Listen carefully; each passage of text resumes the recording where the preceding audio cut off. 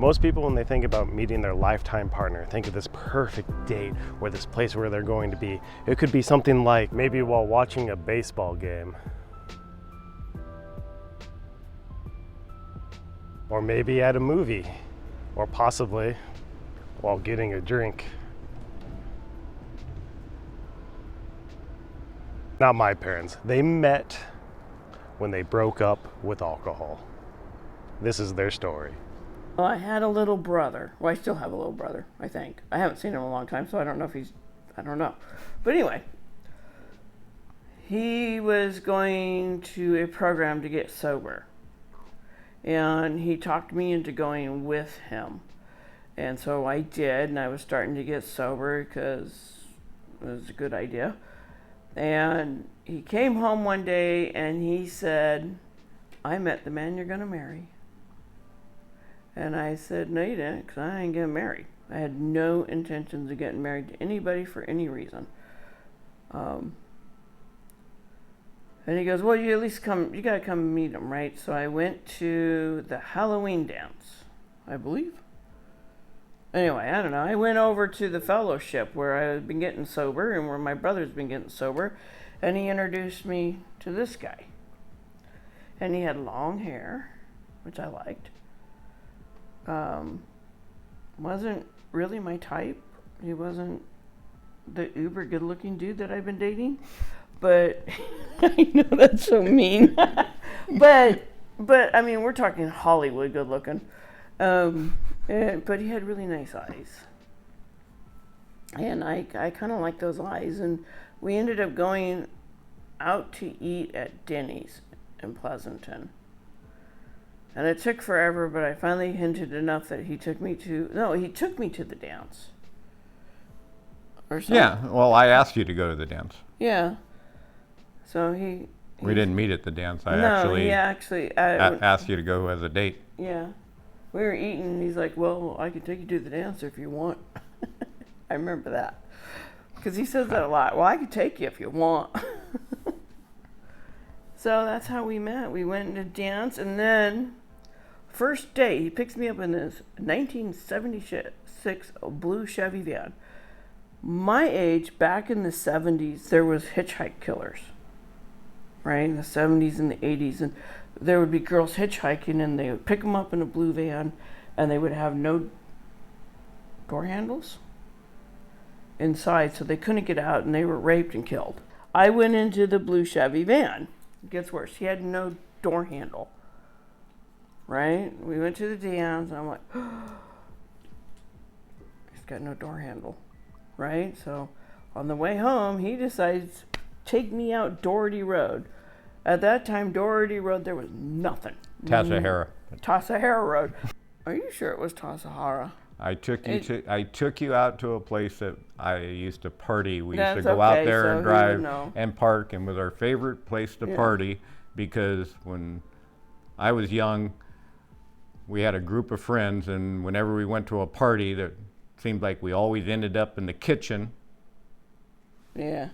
And talked to the same 10 people and never partied with the other 100 people, and then the cops would come and we go, "This is really stupid. Why don't we just party by ourselves?" And we started parking out on an old road, and all our hot rods, from 57 Chevys to 66 El Caminos, and my van and whatever. Well, his van didn't have a handle inside. And we'd pick up there was a 12-pack of Lucky Lager you get for $2.99, and with 11-ounce bottles with puzzles on them. We'd sit out there and drink warm beer, because you never find it in the cooler because it was too cheap to keep cold. And we'd drink warm beer and party out on this road, and it was one of my favorite spots, so I thought I'd take you to my favorite spot. But there was no handle, and it was dark, and it's a dark country road, and I'm thinking I'm going to die, right? I didn't. Lucky you, right? But I didn't die. He took me home, and then he didn't even kiss me goodnight. He did not kiss me goodnight. I had to kiss him first. And that was like 3 dates later or something. But that's how we met, my brother. That's how I met him. I don't know how he met me. Yeah, no, that's basically the same story. I was going to Tri-Valley Fellowship, and her brother, Andy, and I were going to meetings together, and next thing I knew, he introduced me to Teresa, and I asked her to go to the Halloween dance, and pretty much the rest is history. He was overtaken by my great beauty. We're, as you can guess, we were both in Alcoholics Anonymous. We were fresh in Alcoholics Anonymous, and one of the rules in Alcoholics Anonymous is no relationships in the first year. And we were both in our first year of recovery, so our sponsors basically told us no relationships in the first year. AA tells us no relationships in the first year. All the talk around the fellowship was it will never last. No, we were, yeah, they were taking bets. It would never last. And we were so opposite. We had some ups and downs, but we made it through it. And probably 2 years sober, we got married. And then they said AA marriages don't work. So we just decided to take it one day at a time. And we're still just taking it one day at a time. And we got I actually 35 had some years. of the women tell me that I was ruining his life.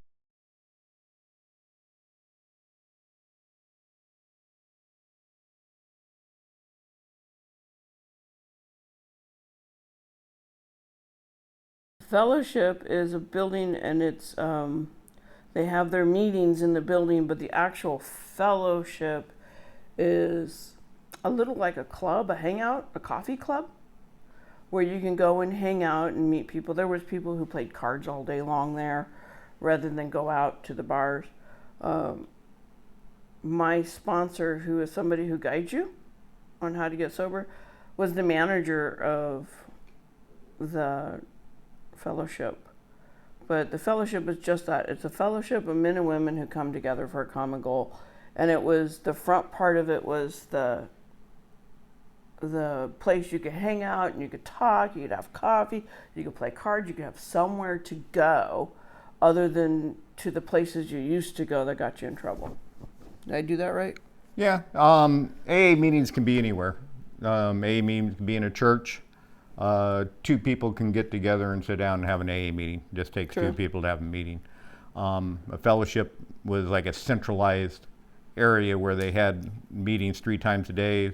We had a coffee bar, and there are things called an Alano Club, which are different, but they're actually can actually be somewhat of a profit or a club. But an AA fellowship only functions on,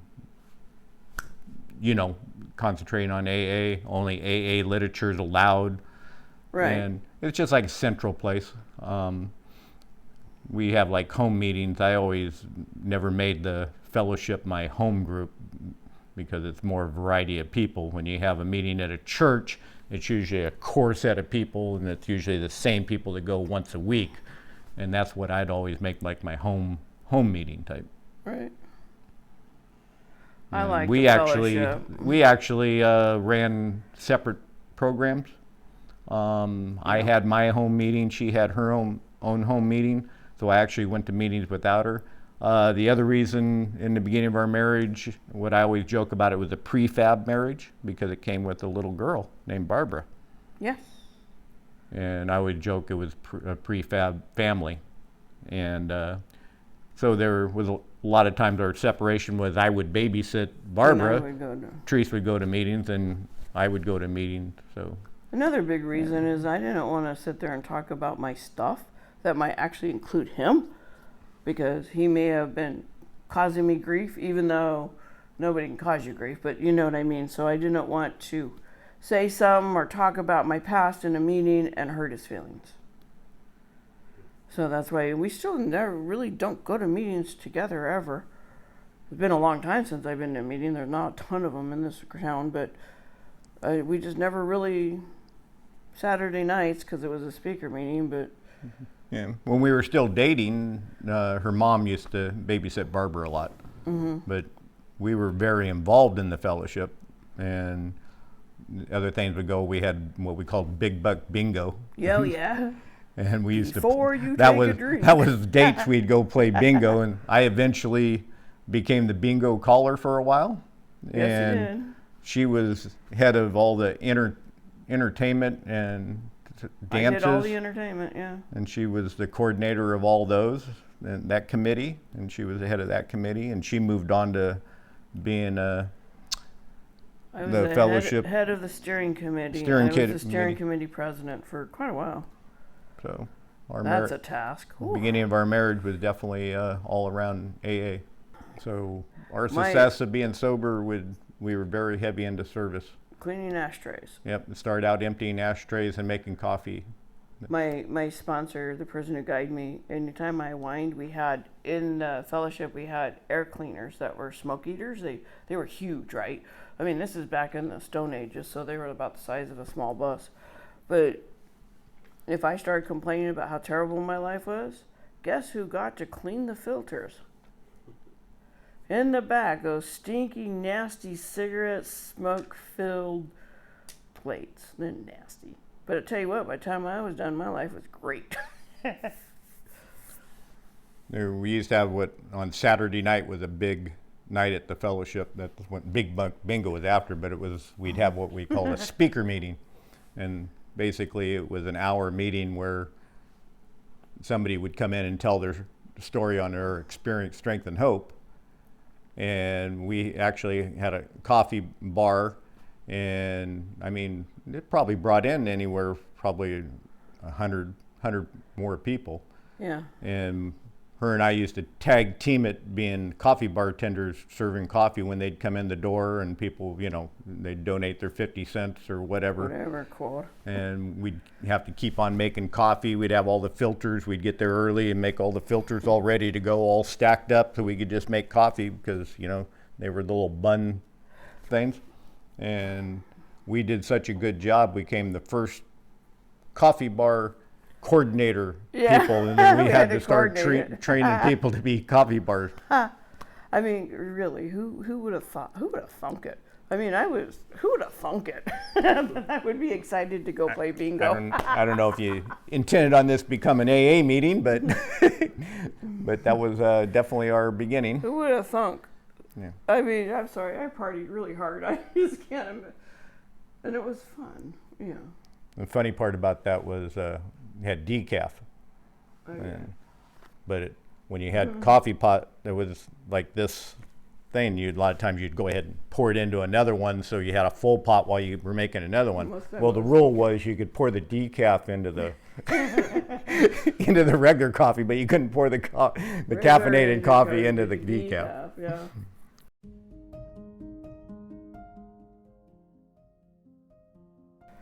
And why I didn't want to get married is I never wanted to get divorced.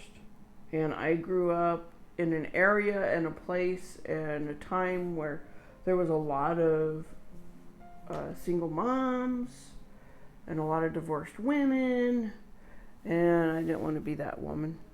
So because we made that promise that we weren't going to get divorced, we had to work through our stuff. And then later on, now it's just, I'm too lazy. I mean, why bother? And besides, he doesn't do anything that is divorceable, you know what I mean? And even if he did, it would still be, but mostly, you have to work through your stuff if you don't have an out. Marriage is a covenant to God. Yeah. And your marriage is, you know, a contract signed with God, and you made a deal there, and it's kind of hard to go against that. You got to make it everything you can do to make it work. One of the biggest things, going back to AA, I had a gentleman named Bob Burns. He used to have a halfway house for people to come in and live while they're getting clean and sober. My mom used to call him Bobby White Shoes because he always wore white patent leather boot shoes. And he came and he told me, and I quote this to everybody that I know that's getting married, is he came and told me, he goes, people think marriage is 50-50. And he goes, it's not.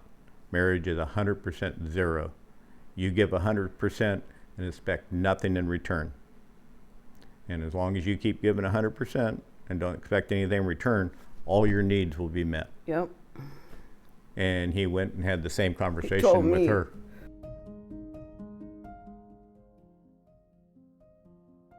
I actually have a kind of a funny story. I didn't.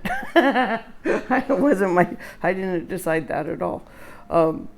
As I said, my brother was getting clean and sober, and he needed it. He really needed it. He was like, he was the guy who'd get drunk and high and, listen to All Along the Watchtower or something, right? Who sang that? Jimi Hendrix. He'd freak out on Jimi Hendrix and stuff. But I guess he decided I needed to get sober because I found literature. So they always have like the little pamphlets and stuff. I don't know if you ever been to like Bible study school or the Bible school, vacation Bible school. They always have little pictures, like Timmy found God, that kind of thing. Well, AA does the same thing where they have pamphlets and books, but mostly pamphlets, right? And it would be things like how so-and-so got sober or why Susie is drunk. And then some of them were just, what is AA and all that. And he had those all over my room. I would find them everywhere, under my plate and breakfast. I would found an AA book on my bed. And I'm like, what the heck? You forgot this, leave me alone. But one day, there was one, and I think it was like 10 questions or something, right? Think you might have a drinking problem, answer these questions. It was in my room, so I decided I was going to answer the questions. I have no idea why I read this one, right? But, so I answered them. And I decided that I had to at least answer, because, of course none of those applied to me. But I had, it was like, do you find yourself waking up in the morning? I don't even know what the questions were, but I decided they can't all be no, because then they would know I wasn't totally telling the truth. I don't know who they were. So I hit one that says yes. Yeah, that happened. Right? So I was honest at least one. And then you get to the bottom, it says, if you answered yes to at least one of these, chances are you're an alcoholic. I'm like, fuck. That's true. So that's where it was. I went to my very first meeting was a Halloween party. My brother said that there was still some room and that he'd get me in to this. I had nothing to do on Halloween for the first time in forever. I didn't have a date. I didn't have a party. I had no drugs. I had no alcohol. I was looking for something to do. And he brought me to the dance, but he told me, I had a party later that night, like at midnight or something. But he said I had to sit in the meeting first, that they couldn't let you do the dance unless you're sat in the meeting first. And I went to go sit in the back, and he said I couldn't do that because that was reserved for the workers. Only the people running the things could sit in the back. So he sat me in the very first row.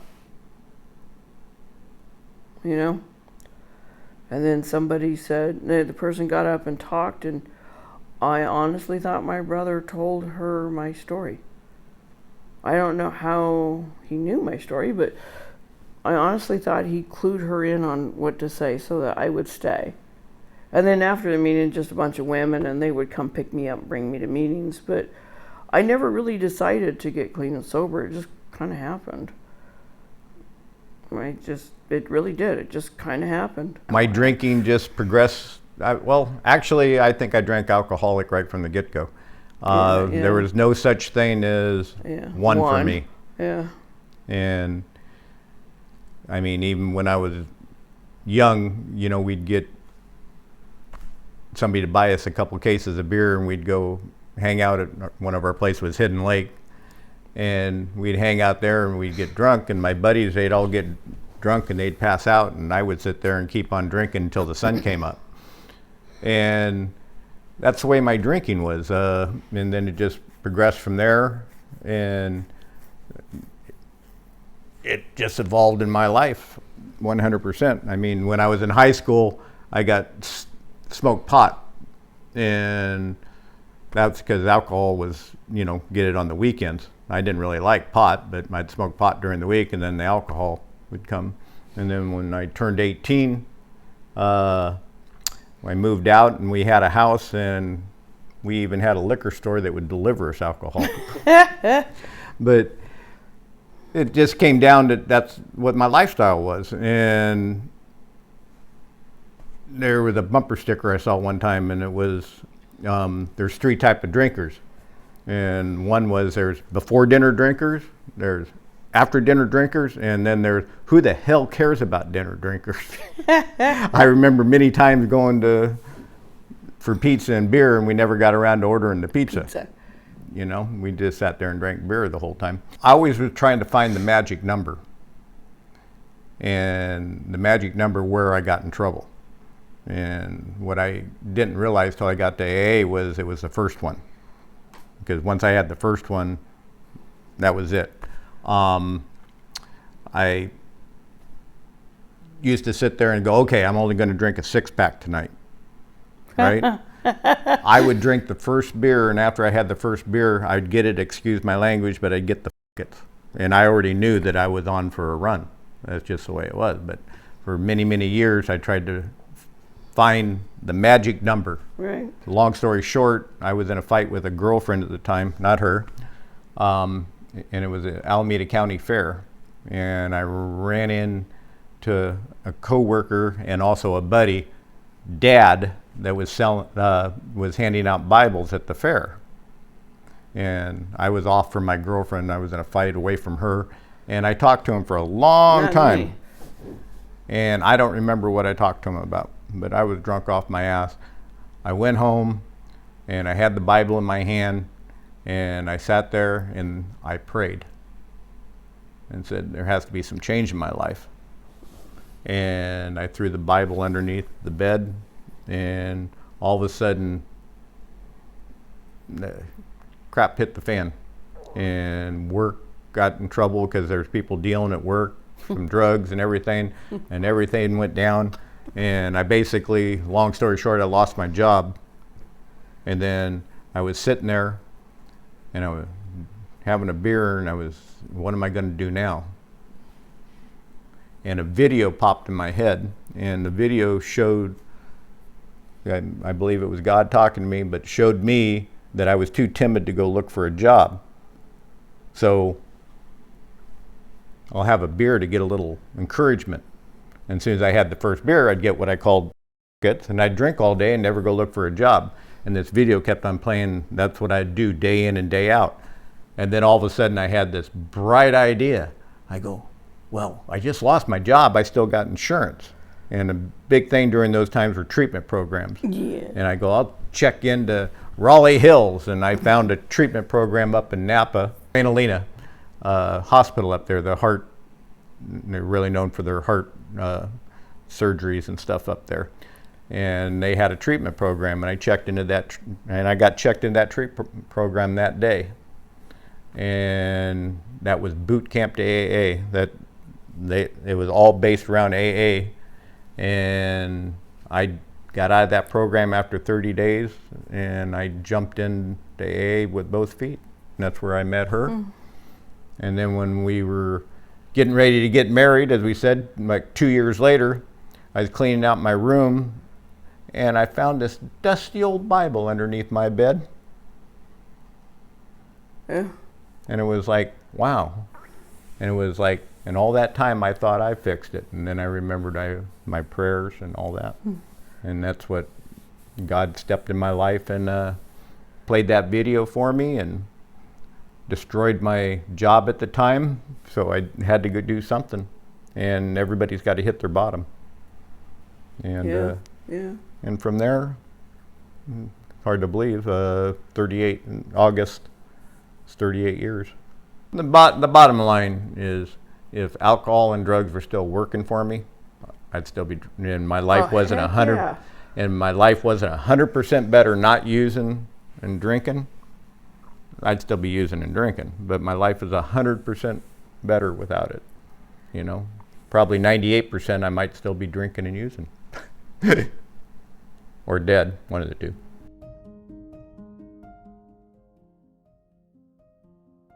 Parting wisdom.